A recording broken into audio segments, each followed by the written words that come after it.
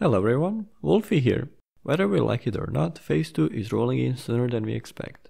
Some like it, some don't, and it went a long way to both ends. So much that somebody's reason to play is other somebody not to play. For those who are looking forward to playing the game and have fun, even though we are all caught in this butterfly effect. Doesn't matter if you're a strict retail player or you spent ages on private server, we are all bound by something Blizzard created a long time ago.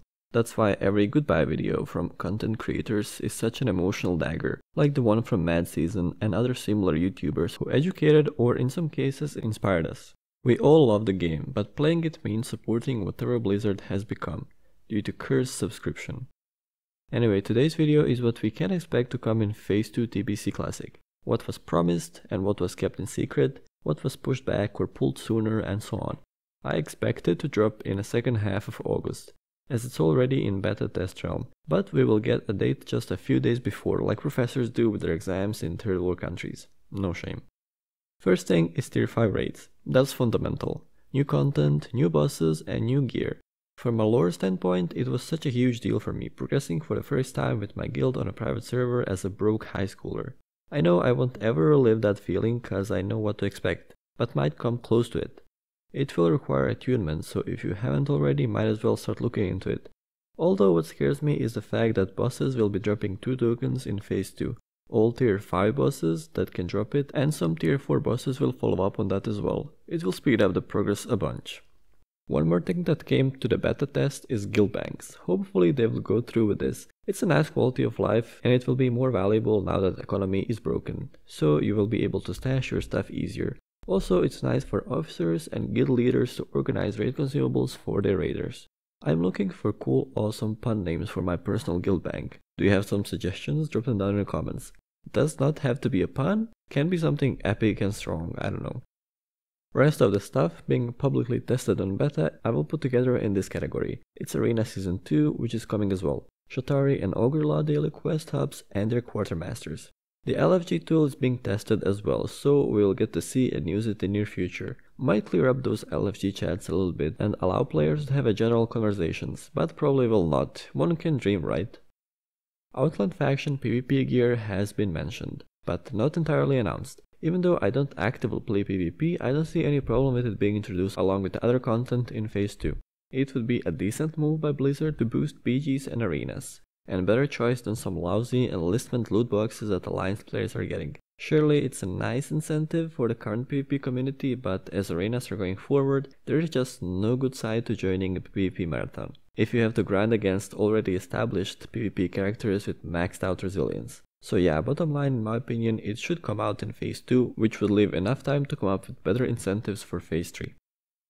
Other quality of life features I see coming in Phase 2 are the long-awaited Fly Druid Form Quest line and Ritual of Summoning update. Druid Fly Form Quest will not affect the game that much anymore. The majority of the community who wanted such luxury has already bought it or close to, but Druid as a class has been chosen a long time ago to be a tad bit better than others. As usual, Druids are already farming everywhere. Paladins and mages are dominating both in mass pulls and in herb farming, and the economy has been in shambles since, well, forever. Apart from that, it will give bumpkins a best in slot support idol and possibility to farm another mount in SH. Ritual of Summoning has been limiting players from getting attuned to Karazhan and farming Tempest Keep dungeons. Same reasons as for Druid Flyform. Also, with the new raid being introduced there will be a need to summon players back into the raid after they pick up stuff from Guild Vault, Repair and so on. So I definitely see it coming in Phase 2. Looking back again at the post they made before the TPC released, which I already talked about in my video back then, they mentioned that engineering goggles are not gonna be put in the game from the start, but rather will be added in Phase 2 with tier 5 content. When you compare leatherworking to engineering, it has kind of a same level of unique items, but leatherworking had drums and it made it a must in raiding, so it got nerfed. Tinnitus has been added, but why slash engineering as well, by looking one of the best parts of it behind a huge amount of time we expected Phase 1 to take. Well, it's coming together now. Phase 2 is coming sooner and brings those engineering goggles, which will be best in slot headpieces for a longer time. What else we should or can expect to be added is some its and bits here and there, like arrows, gem patterns, some more reputation items and so on. Now that's too small and too exact to put a finger on, but as time goes on, players will dig out all of them. Lastly, what we can expect, and what they mentioned before DBC release, is that with every new phase drop, previous one will or might be nerfed. Which means they can choose if they want to nerf a raid or not. For example, they can nerf Magteridon or Gruul's Lair, but they won't touch Karazhan.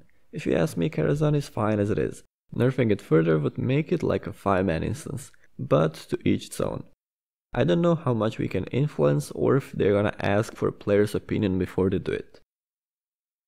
Now for what I think we can't expect to be added in Phase 2 is Caverns of Time Teleport, Badge of Justice in Karazhan, new Badge of Justice gear or just Nethers, and Nethering Faction and Netherdrake mounts.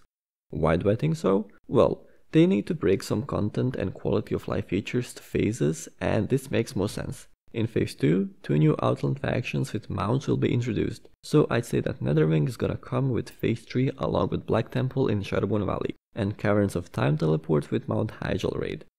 Karazhan badges and the new badge gear is a catch-up mechanic we will get later on, maybe even in Phase 4, and that's because we can't expect attunements to go down, which I also expect to happen in Phase 4. Do you agree or not? Do you have your own assumptions? Let me know, I'd like to hear the opinions of a wide variety of players. Looking forward to reading the comments. That would be it for now, stay safe and have fun playing the game. I'll see you in the next video. Bye bye!